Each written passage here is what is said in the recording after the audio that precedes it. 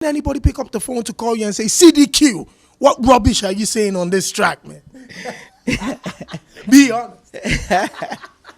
Am I allowed to actually sing the lyrics on this channel? Why not? Let's go. When I was saying, this beat, I said, tun, tun, pay me the, when I change it, no, it's just being creative. I'll be like, what do me whoa? Yeah, what do me whoa? Yeah. What do me whoa? Tiwa, wala me whoa? Twos, what for me whoa? Maria, what do me whoa? Hey, what's up, people? I go by the name CDQ, yeah, aka was, aka will be, yeah, watching Factory78. Keep the luck there, my fault, can feel it. What's will be.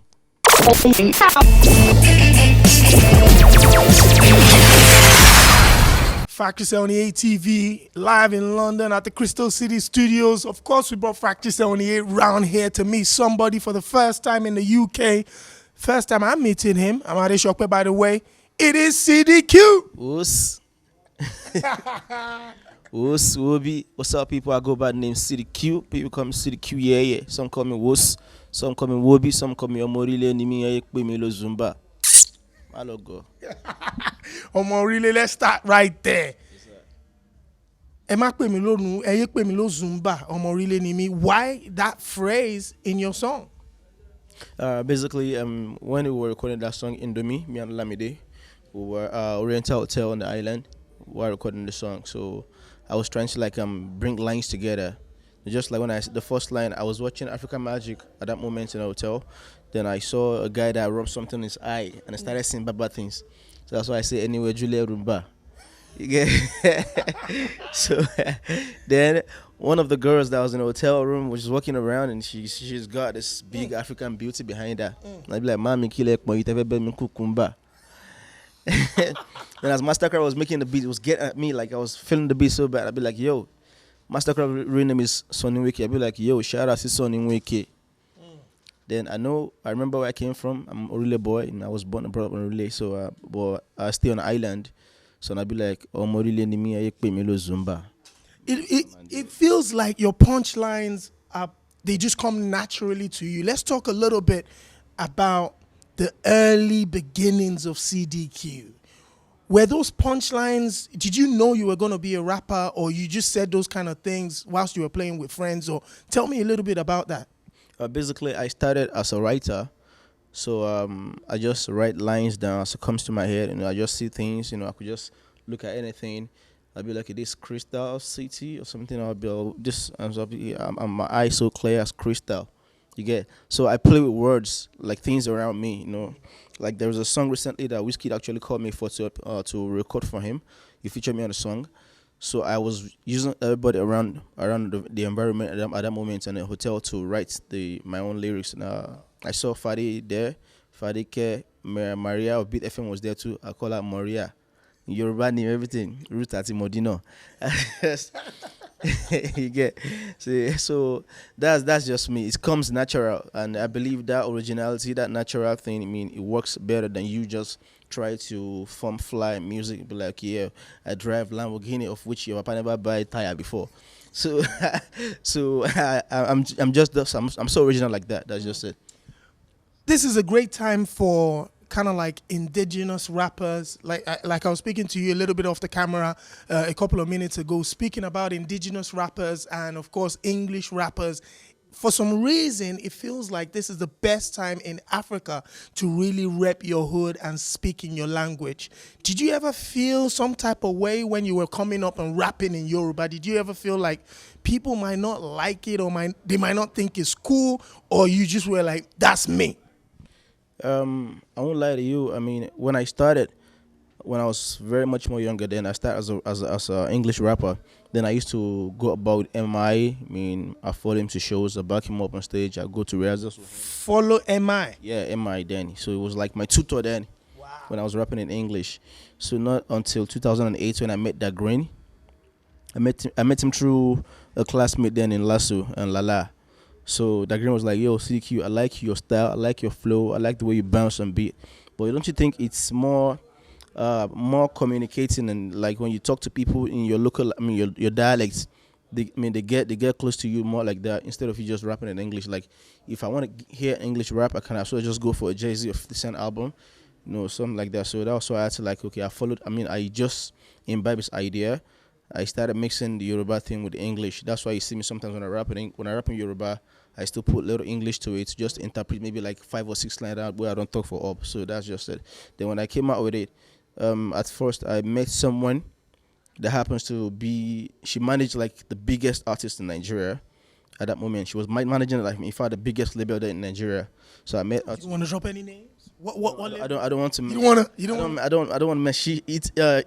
I mean, it's a lady though. Okay. It's a lady. So I met her through my elder brother. Then knows Iblis. Okay. They work together at the same MTN office then. So through Iblis, and I met her at Clarence's house, and she was like, "Yo, this style is too local for me. I'm not sure this kind of style we can sell in Nigeria. People won't buy it." Wow. So I felt so discouraged at that moment. I'd be like, "Yo, is this thing actually my calling?" So I had to drop music for a while, and I faced my studies then. So I faced my course then. So then after my NYC, during my NYC I met Mastercraft. I mean, he believed in me. I mean, someone that doesn't even understand Yoruba. He's an Igbo guy. Yeah. But he'd be like, "Yo, there's something about your voice, your tone. You have a commanding voice. Like when people listen to you, they just don't want to go. They want like, what's this guy saying?" You get. So he made me actually realize that I've got that great thing in me again. So and I'd be like, "Okay, no problem." I gave it a shot after my NYC. He said I should start squatting with him in the house. Start staying with him in his house. So I was staying with him in the house. Then we just wake up, we record different things. So before I now got someone that actually, "Yo, I think I like your style. Let's just start a movement together, like a label together." That's how we came about General Record. So then my first single, then Business, we recorded it featuring Mastercraft. I went to Johannesburg to shoot a video with Godfather. Wow. That was my first single. That was like November or December 2013. So 2014, I did another one again. Me and Runtown Ogini. Ogini in the shot by Patrick Ellis in Nigeria. Then after that one, I recorded another one with Scales. Be Messiah. Be Messiah. So I did that one with Scales. So after that, we just in a hotel, me and Olamide just chilling, just drinking and just eating, and we started hitting our hand on the table like Magic Joe Mio. Came I love it like play. So before I was like, Mastercraft idea, I was carry studio come hotel, let's just try something. I mean, that song we just recorded like out of proportion, like just freestyle, and we dropped it like a week after. Before we know what's up, you don't catch fire, you Africa, the whole world. The whole world, honestly. And I was like, wow, man, I felt so great, man. So that's just like the same talent, the same zeal that people thought will make a dime for. I mean, for you, I mean, like it's now like people's favorite now everywhere around I go to. I mean, I was in Manchester a couple of days ago, and you need to see the turn up, man. Like I was like, Now you mentioned Olamide there. When people hear you rap, because you rap in Yoruba, mix it with English and stuff, the names that come to us, Olamide, Reminisce, the Serikis of this world, all these guys that do rap in Yoruba. Is there, and they start to compare you guys. I know as artists, I'm not sure if there's competition there, if it's healthy competition. Tell me about it. What is it like being in the midst or being compared to some of these great guys that are doing your brand of music? At first, I would say it's a privilege for me. Seeing myself like being compared with likes of Olamide and Reminisce, because if I have to be straightforward, I met these people in the game, no matter how it is, man. So they've done great things in the game. So me being compared with them, it's a very great thing for me. And on the other hand too, it's normal for people to, just like when you see an MTN and a Globacom, XLS, you definitely be like, okay, MTN is the best. This one, but whether you like it or not, everybody's just delivering their own different service, however they can, to their best. You get. So that's how it is. So Olamide has his own style. I have my own style. Reminisce has his own style. So that's as a matter of fact, we're all cool. And that's why you never see me be like, okay, yeah, like maybe someone wants to feature me and Reminisce together, like in like 2-3 days, coming out. Chopstick wants to drop a song. You feature me and Reminisce on it. Yeah. Chopstick, Chocolate City. Then Olamide also, we've done several things that are coming out. Even me and Lil Cash too. for DJ Exclusive, Damisi, and some other projects. So we don't see ourselves like that, like competition. Everybody has their own grace and their own opportunity and their own style of music. That's a brilliant way to explain it. I've never seen anybody explain that way, like Globacom, MTN, everybody delivery services. But it's great, like I said, to hear, a young guy like yourself speaking that way. But, as we usually do it on Factory 78, where we get the nonsense out of the way and speak about the positivity, your lyrics have been sometimes misconstrued as throwing shots at some of your peers. Let's talk about that. What did you say? I think it was a lyric in your song where you said, "Kini kon jamo." What was it again? That you said? Yeah, that's Talusobe. Yes. Yeah, that was a song that actually I was writing that song. Me and Master was in the studio. You just be like, "Yo, CDQ, I have this hip hop beat for you. Come and try something on it." I just started freestyling on the beat, and it just came to me. It occurred to me like, yeah, a lot of people out there, a lot of rappers out there could probably get discouraged hearing the punchline of Jawomo. You get. So I was just trying to give them hope back, like, yo, you can still do it like Talusobe. But Mosheno ni pada adoga. You get Talusobe. So I was just trying to do some encouraging things, but the way it drops, the way people actually perceive me, like I rap so aggressively. That's why they say my words and my voice is very commanding. So they just take CDQ's taking a shot at some Olamide or reminiscing or someone. But to me, I was just encouraging the young and coming rappers, like, yo, punchline, just keep doing what you're doing, keep doing your rap thing, keep writing your lines to punchline. Don't get discouraged by the word that says punchline or Jawomo. Everybody's just doing music, you get. So that's just it. Now, I've got to give a big shout out to DJ Larry of Factory 78 TV. He put me onto CDQ. Like he was like, this guy is a beast. Now, one of the songs he played for me was your freestyle on Tiger's beat, where you were saying some things, my G. Tell me about the lyrics and some of the people you dropped in those lyrics. And didn't anybody pick up the phone to call you and say, CDQ, what rubbish are you saying on this track, man? Be honest.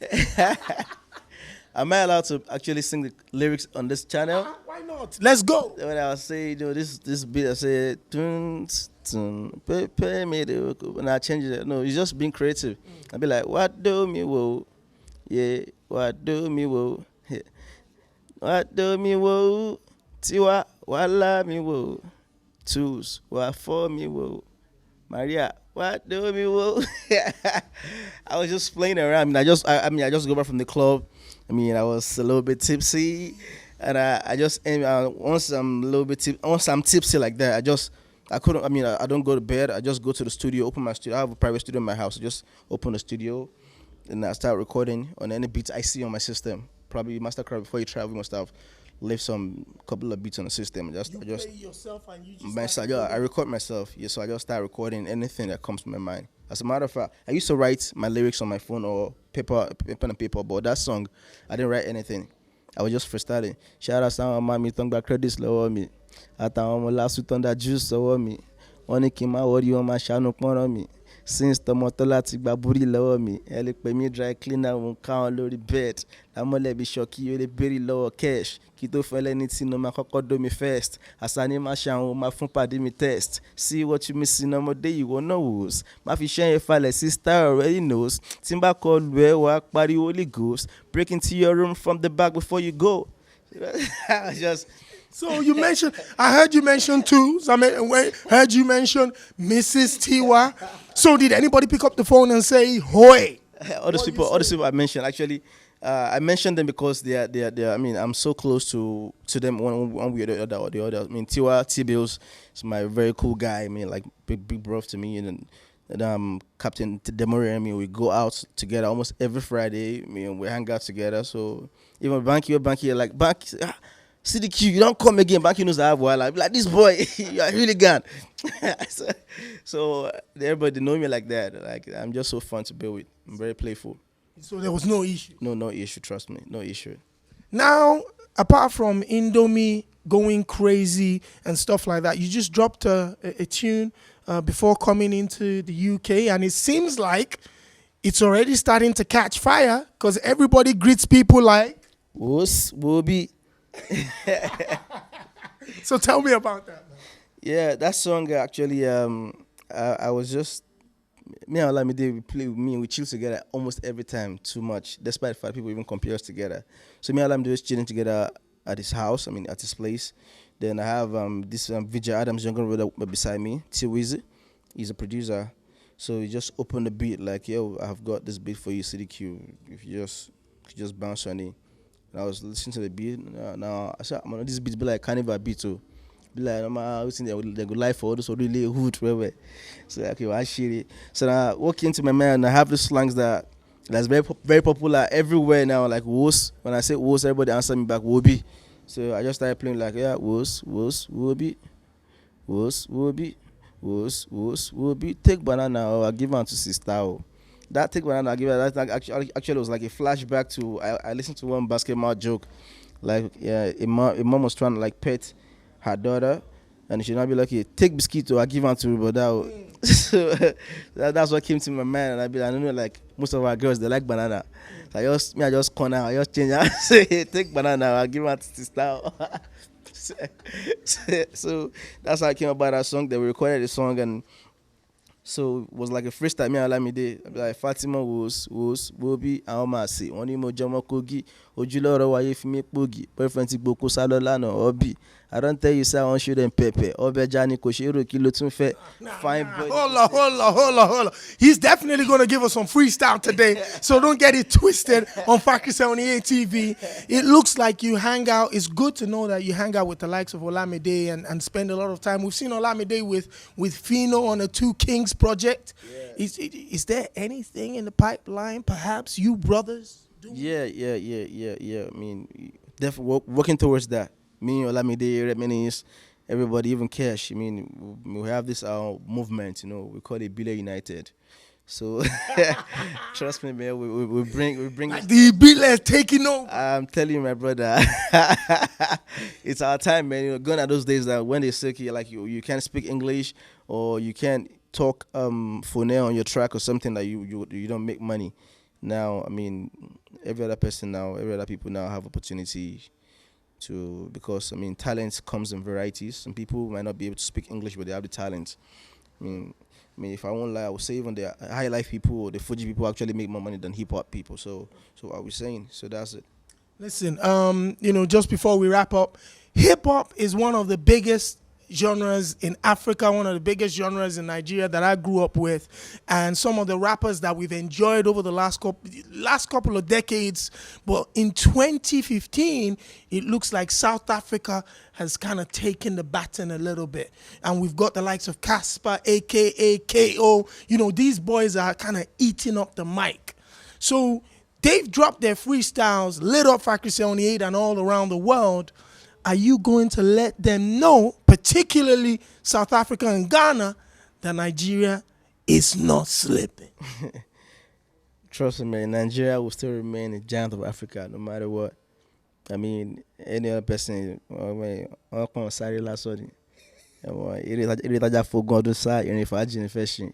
it is. So we've got it all. We are the king, man. He said it here on Factory78 Live, CDQ, a.k.a. Sadiq. It's a pleasure for meeting you, man. It's now time for Factory78 Freestyle. Don't you go anywhere.